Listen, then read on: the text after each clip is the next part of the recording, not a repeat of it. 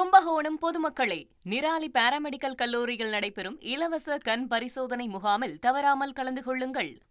இஸ்ரோவிலிருந்து மூத்த விஞ்ஞானிகள் திடீரென விலகுவதாக வெளிவந்த தகவல் இந்தியாவின் எதிர்கால திட்டங்கள் குறித்து கேள்வி எழுப்பியுள்ளது. அதன் பின்னணியை பார்க்கலாம் இன்றைய டீ டைம் நியூஸில்.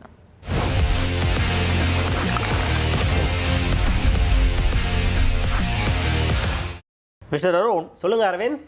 வேலையை விட்டு போறது அப்படின்றத நீங்க எப்படி பாக்குறீங்க? அது ஒரு சுதந்திரம், ஜாலியா இருக்கலாம். சரி, எந்த பிரச்சனையும் இல்லை. கொடுங்க. எதுக்கு இப்ப போறீங்க? ஏங்க இல்ல சுதந்திரம் சொன்னங்க. நான் வேலையை விட்டு போயிட்டு சோத்துக்கு என்ன பண்றது? அந்த மாதிரி நம்ம எல்லாம் யோசிப்போம். அந்த மாதிரி யோசிக்கிற ஒரு சிச்சுவேஷன் இருக்கு. ஆனா இப்ப வேலையை விட்டு போற ட்ரெண்ட் அப்படிங்கிறது எல்லா இடத்துலயும் பரவலா நிறைய இடத்துல நம்ம பாக்குறோம். ஆமாங்க. டக்குன்னு நமக்கு என்ன வேலையை விட்டு போறதுன்னா ஜென்சி கிட்ஸ் எல்லாம் ஞாபகம் போடுவாங்க. அச்சோ, அவங்களே ஞாபகப்படுத்துறீங்க. போயிடுறாங்க. தம்பி ஒரு 10 நிமிஷமா அதில் புட்டு பேப்பர் சார் அப்படின்ட்டு அவங்க போட்டு கிளம்பி போயிட்டு இருக்கானுங்க. யோசிக்கிறதே கிடையாது. அந்த மாதிரி அவங்க ஒரு பக்கம் வேலையை விட்டு போயிட்டு இருக்கும்போது முக்கியமான நம்ம இந்தியாவுடைய ஒரு அடையாளமா உலக மேடையில் நம்மளை உயர்த்தி காட்டக்கூடிய இஸ்ரோ நிறுவனத்திலிருந்து வேலையை விட்டு போறவங்களுடைய எண்ணிக்கை பயங்கரமா அதிகமாயிருக்கு. என்ன சொல்றீங்க? அங்க எதுக்குங்க? அங்கிருந்து எதுக்குங்க வேலையை விட்டு போனோம்? நல்ல இடம் தானே, நல்ல சம்பளம் தருவாங்க, சொகுசா ராஜா மாதிரி வச்சிருப்பாங்க. அதாவது இப்போ கணக்கு என்ன சொல்றேன்னா 2012 இப்போ வரைக்கும் ஒரு 700 பேர் வேலையை விட்டு போயிருக்கிறாங்க. கம்பேர் பண்ணும்போது கம்மி தான். 14,000 பேர் கிட்ட தோராயமா வேலை பார்த்துட்டு 14,000 பேருக்கு மேல வேலை பார்த்துட்டு இருக்காங்க. அதுல ஒரு 700 பேருன்றது ஒரு பெரிய நம்பர் கிடையாது. ஆனா இந்த ஒரு வருஷத்துல மட்டும் கிட்டத்தட்ட 120 பேர் வேலையை விட்டு போயிருக்காங்க. ஒரு வருஷத்துல 120 பேரா? ஆமா, 120 பேரும் சாதாரணமா இப்ப நம்மள மாதிரி கடைநிலை ஊழியர்கள் கிடையாது. அவங்க எல்லாருமே டாப் கிரீமி லேயர்ல இருக்க ஏ கிரேட் சயின்டிஸ்ட் எல்லாரும். அந்த லெவல்ல இருக்கிற ஹெட் பொசிஷன்ல இருக்கிறவங்க எல்லாருமே வந்து வேலையை விட்டு போயிருக்கிறாங்க. இப்போ இது எதனால போறாங்க அப்படின்றது புரிஞ்சிக்கவே முடியாத ஒரு சிக்கலா இருக்கு. அது போக சந்திராயன் 3ல வேலை பார்த்தோம் முக்கியமான பல சயின்டிஸ்ட் வந்து இதுல இருந்து வேலையை விட்டு போறாங்க. ஓகே. இப்போ அதனால பெரிய சேலஞ்சஸ்லாம் வருது. ககன்யான் புது ப்ராஜெக்ட் போயிட்டு இருக்கு. அது பெரிய சேலஞ்ச் ஆகும். இந்த மாதிரி ஏகப்பட்ட விஷயங்கள் நடந்துட்டு இருக்கு. குறிப்பா எங்க இருந்தெல்லாம் போயிருக்காங்க அப்படின்னு பாத்தீங்கன்னா கேரளாவில் இருக்க இஸ்ரோ சென்டர்லேருந்து ஒரு 20 பேருக்கு மேலே வேலையை விட்டு போயிட்டாங்க. ஓகே.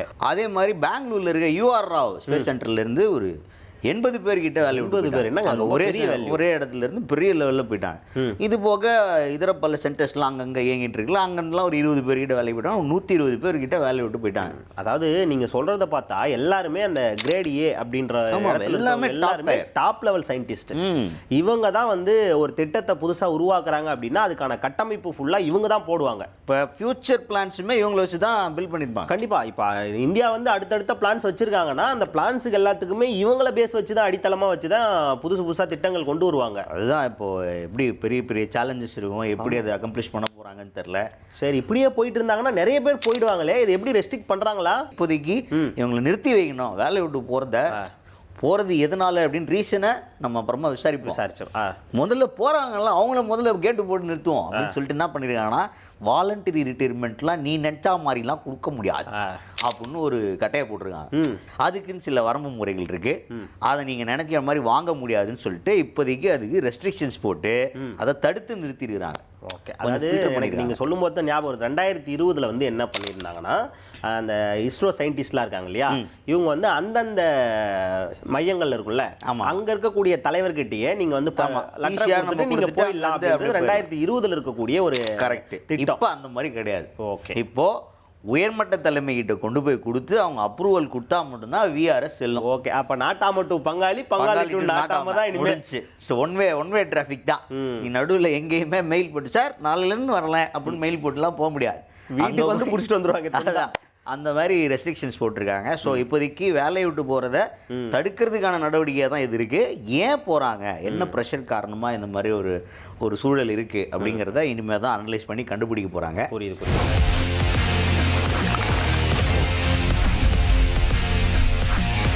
கும்பகோணம் பொதுமக்களே, நிராலி பாராமெடிக்கல் கல்லூரியில் நடைபெறும் இலவச கண் பரிசோதனை முகாமில் தவறாமல் கலந்து கொள்ளுங்கள்.